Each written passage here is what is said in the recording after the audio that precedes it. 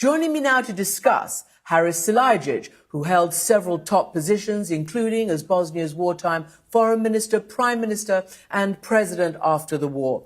Harisa Silajdžića, welcome to the program.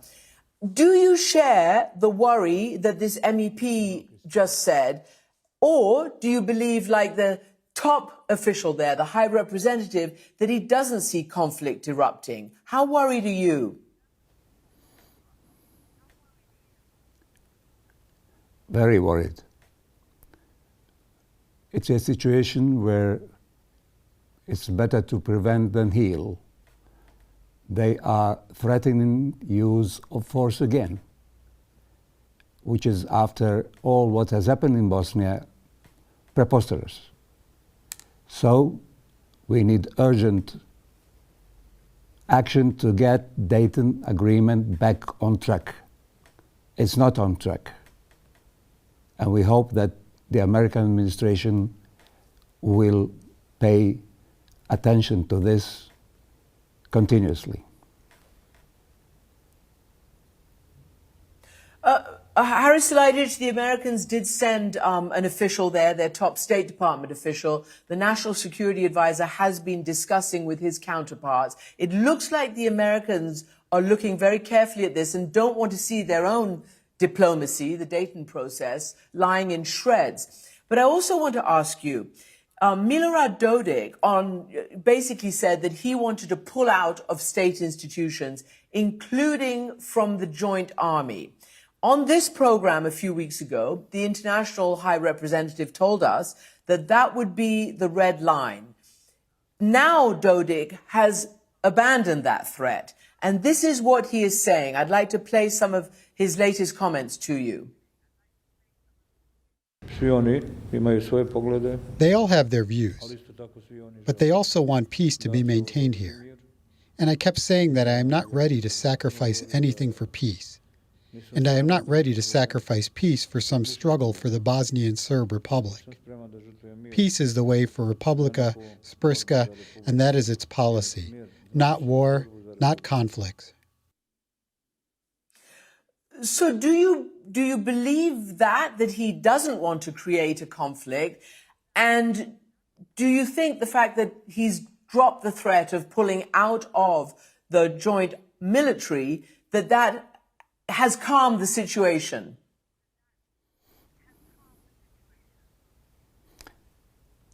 Well, of course, I do not believe that. And let me tell you that this is not only about Bosnia and Herzegovina. They are bullying the whole region. Not only that person, but also Belgrade and Moscow behind them. That is what's happening. And that is why we need urgent attention by those who can do something about it here. No, I do not believe what they say. Well, look, you know, you've been through this, we all have, in the 90s, and you heard threats and you heard promises, and we all covered what happened throughout the 90s. I'm just trying to figure out why this is happening now. What has Europe or the United States or even Russia done, or the Serbs, as you say, Belgrade, to create this crisis at this moment? Well, this is the repetition of 1991, in 1992, with more smiles, that's all. The agenda remains the same.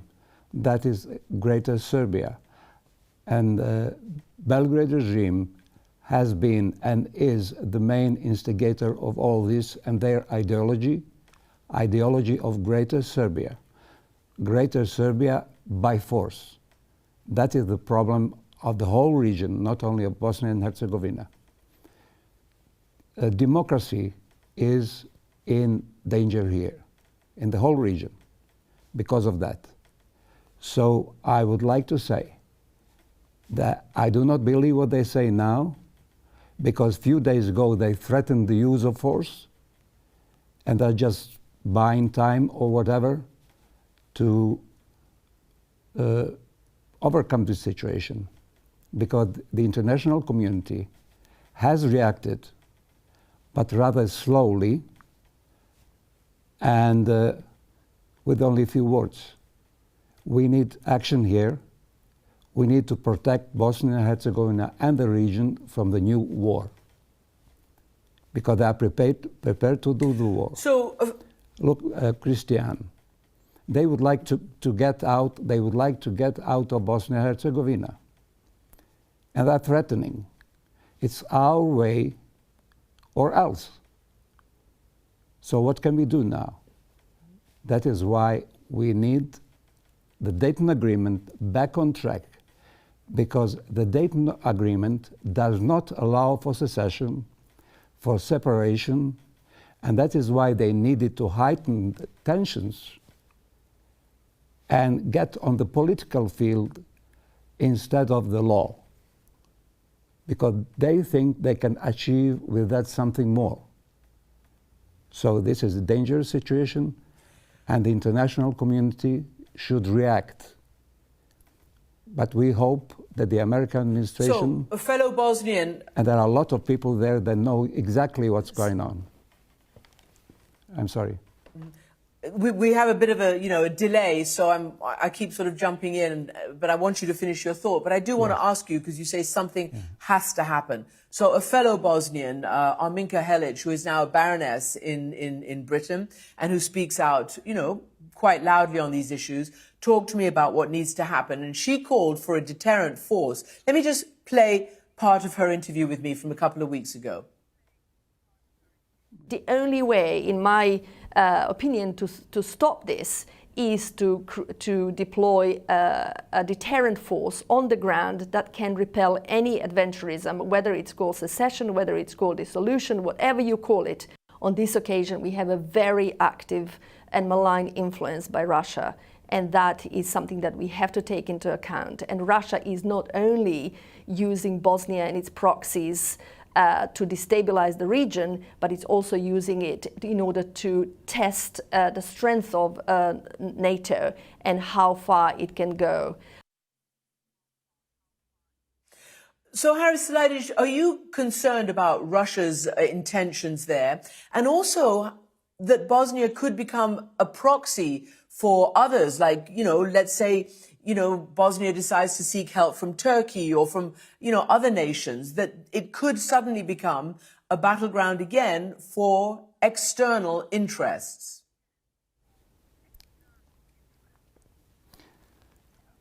Baroness Halic is very right.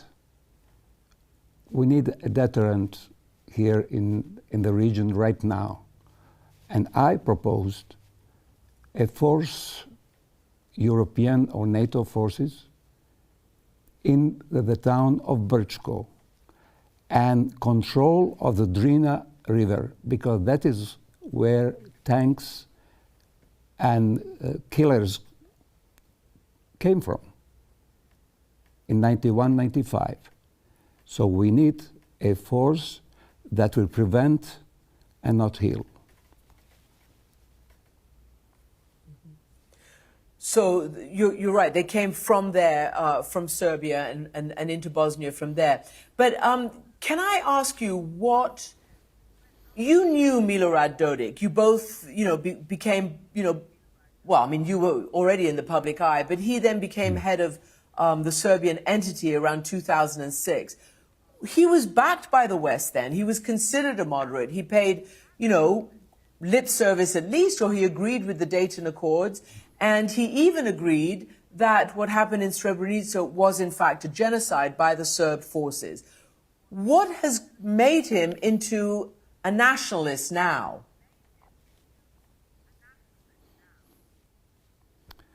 That is a good question. And I think he was radicalized gradually as he strengthened his relation with Moscow. Now we have a man that glorifies war criminals, that laughs at the Dayton Agreement, that ridicules our efforts to maintain peace here. and threatening the force. So that is why it's urgent to prevent it. And this is very serious. I know that, yeah, and I know that you believed at the time, because you were there at Dayton negotiations, that this was a bitter, bitter pill to swallow, that it simply enshrined the war gains of the Serbian entity. And now I know you say you want to save it because it is all that stands between war and peace. But I want to know whether you think eventually Dayton needs to be changed, and whether you believe that some of this despair is because the EU a few years ago kind of made it clear that Bosnia didn't have a chance any time in the near future of getting into the European Union.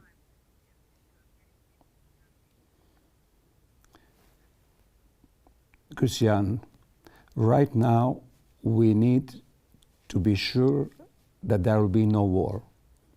And that is what citizens of Bosnia and Herzegovina are worried. They are worried. Then, of course, we need another constitution. We need a reform that would give us a normal civic democracy in Bosnia and Herzegovina. That's what our citizens, the great majority of them, ask from all of us. Just give us a normal democracy, like anywhere else in Europe. Why can't we have it? Why are we condemned to live in a system that actually rewarded the war criminals? They now rot in prison, some of them for life, but their project is very much alive. That was a mistake. But Dayton was agreed upon to make peace. And that was successful. We had peace. But the other part of actually implementing the Dayton Agreement was not done very well. We do not have our refugees back, so one Annex 7 of the Dayton Agreement was not implemented. Annex 9 was not implemented. So the Dayton Agreement was not implemented. And that is why this is an assault on the Dayton Agreement itself. And we want to have the Dayton Agreement implemented 100%. Well, your voice is loud and clear, as it was throughout the whole war, and hopefully Europe and the United States are looking and watching and knowing they need to preserve it. Thank you so much for being on our program tonight.